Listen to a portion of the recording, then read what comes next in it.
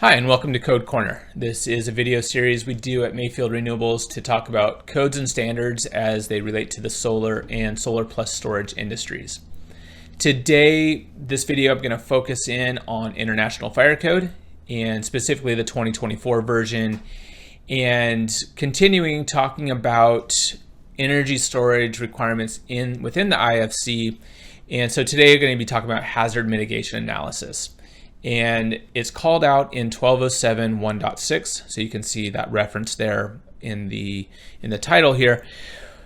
And we've done previous videos on when you might need a hazard mitigation analysis. Really, for us, for energy storage systems, lithium ion energy storage systems, I'll show you here coming up in just a second the list of times when it's required. One of the biggest ones is going to be when you have when you exceed the maximum allowable quantities of your energy storage for a particular location. And there was a video that we did on that one. And long story short, 600 kilowatt hours of lithium, greater than 600 kilowatt hours of lithium ion storage is going to kind of put you into this HMA category. So just knowing what that is, you might need to go back and look at that previous code section, read through it, understand it. Like I said, we did a video on that, but this one's going to be diving in more just on the HMA itself. So when do we need, or when, as code calls it out, here is the HMA, the language around HMA. So when do you need to do an HMA? So 1207.1.6 is our language. And real quick, I just want to point out, so this is actual IFC code language from 2024. The highlights are showing changes from the 2021 version. So just to kind of pull that out, we're not putting more editorial on any one of these sections or phrases. These are the changes from a previous version. So you can see here we have 4 different conditions in which a fire code official might be requiring a hazard mitigation analysis. And if we're using a technology that's not identified, if it's kind of a new technology, it's this ability for fire code to say, if something new came out and you want to use something new, you need to be able to prove that that's going to be okay, fire safe. We're going to know what those hazards are and how to mitigate against those fire hazards. If you have multiple types of technologies in a single area, that's one.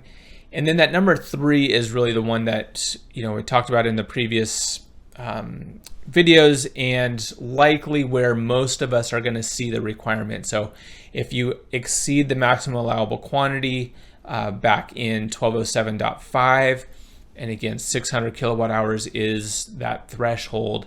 Once we go over 600 kilowatt hours, then we're going to see the requirement for these HMAs that are going to have to get performed.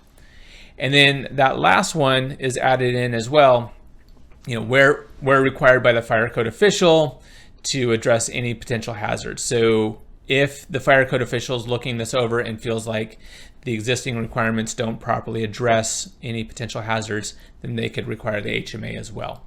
And really, again, number 3 is the one that we've seen really utilized the most in terms of when HMAs are required. So just kind of as when do I need an HMA? Again, based on MAQs or maximum allowable quantities solely, it would be when you exceed 600 kilowatt hours. And you can do that a couple ways. You can do that by multiple units that in aggregate exceed 600 kilowatt hours. So in this case, showing a couple of greater than 300 kilowatt hour units being placed in the same area, that's going to put us over the 600 kilowatt hour threshold. Or if you have a individual unit that has the aggregate capacity greater than 600 kilowatt hours, you have a containerized solution or something like that, then you're going to be putting into this HMA territory as well. Now, I do want to just address, I don't want to throw all the code language at you and make you kind of hopefully not gloss over on your eyes or anything, but in 1207, it gets a little bit deeper into the fault conditions that have to be considered in these HMAs. And so when you are working with your fire protection engineer, that's who would be performing these HMAs. There's a list of different fault conditions that need to be analyzed, and actually you only have to have a single failure mode to be considered in the HMA as the other part of it. So there's a list there. They get into thermal runaway, mechanical failure, failure of the energy management systems. So there's kind of this list of, hey, if this goes wrong, what does that look like? How are we going to mitigate? What are the risks involved? How would a firefighter come and approach this fire or anything like that? So that's really that. Just want to point out in that fault condition section of 1207.1.6, we get into that. So take a look at that. It's worth looking at and understanding. But again, that's going to be really the fire protection engineer going in and looking at that pretty closely in order to put that HMA together.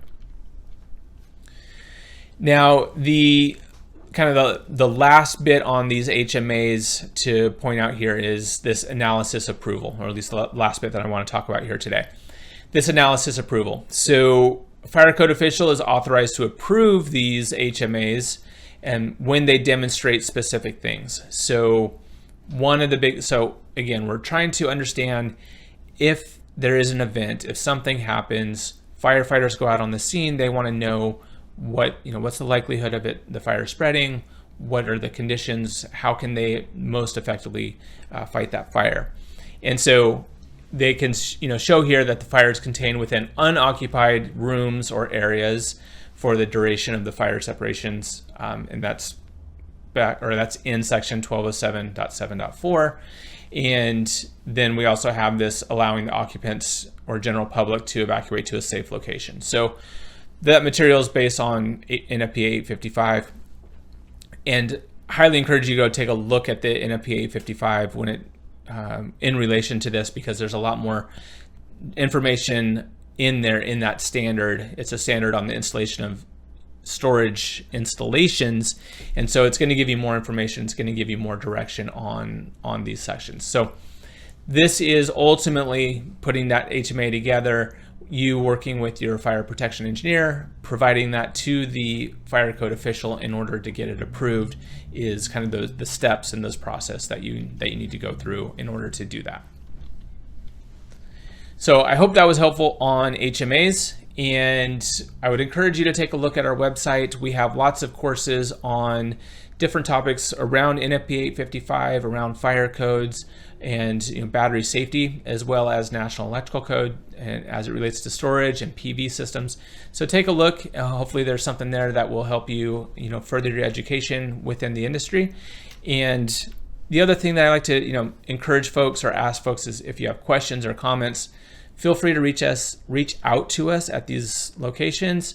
Happy to hear from you. If you have comments on this video, or if you have questions, or would like to see something on a future Code Corner, love to hear from you. So I appreciate your time, and I look forward to seeing you on a Code Corner in the near future.